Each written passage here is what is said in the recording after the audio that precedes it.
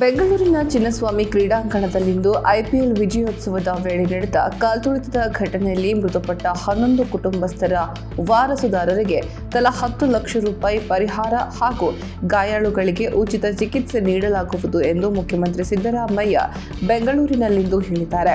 ಘಟನೆ ಸಂಬಂಧ ಜಿಲ್ಲಾಧಿಕಾರಿಗಳ ನೇತೃತ್ವದಲ್ಲಿ ತನಿಖೆ ನಡೆಸಲು ನಿರ್ಧರಿಸಲಾಗಿದ್ದು 15 ದಿನಗಳ ಒಳಗೆ ವರದಿ ನೀಡಲು ಸೂಚಿಸಲಾಗಿದೆ. ವರದಿ ಬಂದ ನಂತರ ತಪ್ಪಿತಸ್ಥರ ವಿರುದ್ಧ ಕಠಿಣ ಕ್ರಮ ಕೈಗೊಳ್ಳಲಾಗುವುದು ಎಂದು ತಿಳಿಸಿದರು.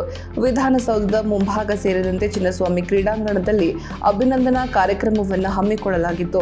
ಈ ವೇಳೆ ನಿರೀಕ್ಷೆಗೂ ಮೀರಿ ಹೆಚ್ಚು ಅಭಿಮಾನಿಗಳು ಆಗಮಿಸಿದ್ದರಿಂದ ಈ ದುರ್ಘಟನೆ ಸಂಭವಿಸಿರಬಹುದು. ಈ ಘಟನೆಯನ್ನು ರಾಜಕೀಯಗೊಳಿಸದೆ ಸೂಕ್ತ ತನಿಖೆಗೆ ಎಲ್ಲರೂ ಸಹಕರಿಸಬೇಕು ಎಂದು ತಿಳಿಸಿದರು. ಈ ದುರ್ಘಟನೆಯಲ್ಲಿ ಒಟ್ಟು 47 ಮಂದಿ ಗಾಯಗೊಂಡಿದ್ದು, ಕೆಲವರಿಗೆ ಪ್ರಾಥಮಿಕ ಚಿಕಿತ್ಸೆ ನೀಡಲಾಗಿದೆ. ಇನ್ನು ಇದರಲ್ಲಿ ಕೆಲವರು ಆಸ್ಪತ್ರೆಯಿಂದ ಬಿಡುಗಡೆಗೊಂಡಿದ್ದಾರೆ. ಉಳಿದ 33 ಜನರಿಗೆ ವಿವಿಧ ಆಸ್ಪತ್ರೆಗಳಲ್ಲಿ ಚಿಕಿತ್ಸೆ ನೀಡಲಾಗುತ್ತಿದೆ. ಇದರೆಲ್ಲರ ಚಿಕಿತ್ಸಾ ವೆಚ್ಚವನ್ನು ಸರ್ಕಾರವೇ ಭರಿಸಲಿದೆ. ಚಿಕಿತ್ಸೆ ಪಡೆಯುತ್ತಿರುವ ಎಲ್ಲರೂ ಪ್ರಾಣಾಪಾಯದಿಂದ ಪಾರಾಗಿದ್ದಾರೆ ಎಂದು ವೈದ್ಯರು ತಿಳಿಸಿದ್ದಾರೆ ಎಂದರು. ಸುದ್ದಿಗಾರರ ಪ್ರಶ್ನೆಯೊಂದಕ್ಕೆ ಮುಖ್ಯಮಂತ್ರಿ ಸಿದ್ದರಾಮಯ್ಯನವರು ಉತ್ತರಿಸುತ್ತಾ, ಈ ಘಟನೆಯನ್ನು ರಾಜಕೀಯಗೊಳಿಸುವುದು ಸಲ್ಲ, ತನಿಖೆಯ ನಂತರ ಸತ್ಯಾಂಶ ಹೊರಬೀಳಲಿದೆ ಎಂದು ಉತ್ತರ ನೀಡಿದ್ದಾರೆ.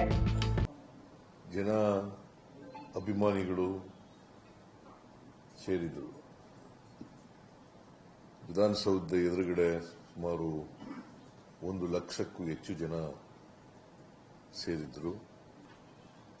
ವಿಧಾನಸೌಧದ ಮುಂದೆ ನಡೆದಂಥ ಸಮಾರಂಭದಲ್ಲಿ ಯಾವುದೇ ಅನಿರೀಕ್ಷಿತ ಘಟನೆ ನಡೆದಿಲ್ಲ, ದುರಂತ ನಡೆದಿಲ್ಲ. ಆದರೆ ಚಿನ್ನಸ್ವಾಮಿ ಸ್ಟೇಡಿಯಂನಲ್ಲಿ ಈ ದುರಂತ ಆಗಿದೆ.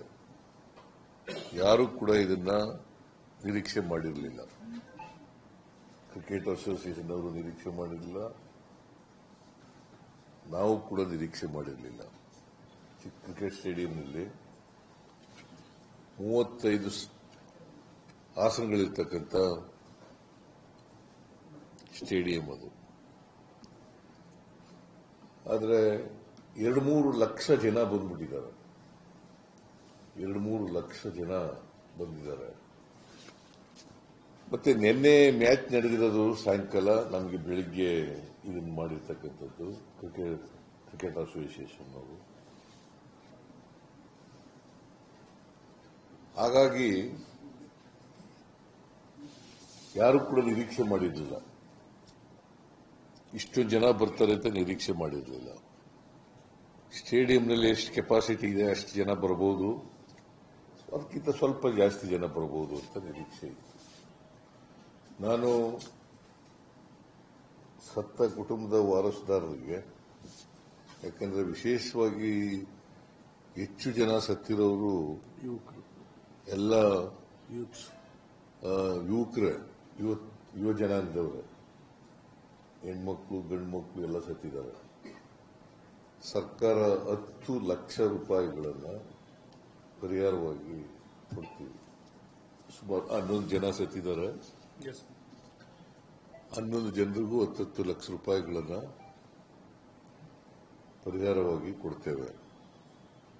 ಮತ್ತೆ ಯಾರು ಗಾಯಗೊಂಡಿದ್ದಾರೆ ಅವ್ರಿಗೆಲ್ಲರಿಗೂ ಕೂಡ ಉಚಿತವಾಗಿ ಚಿಕಿತ್ಸೆ ಕೊಡ್ತಕ್ಕಂಥದ್ದನ್ನ ನಾನು ಈಗಾಗಲೇ ಸೂಚನೆ ಕೊಟ್ಟಿದ್ದೀನಿ. ಒಂದು ಮ್ಯಾಜಿಸ್ಟ್ರಿಯಲ್ ಎಂಕ್ವೈರಿನೂ ಕೂಡ ಆರ್ಡರ್ ಮಾಡಿದ್ದೀನಿ. ಜಿಲ್ಲಾಧಿಕಾರಿಯಿಂದ ವಿಚಾರಣೆ ಮಾಡಿಸ್ತೀನಿ.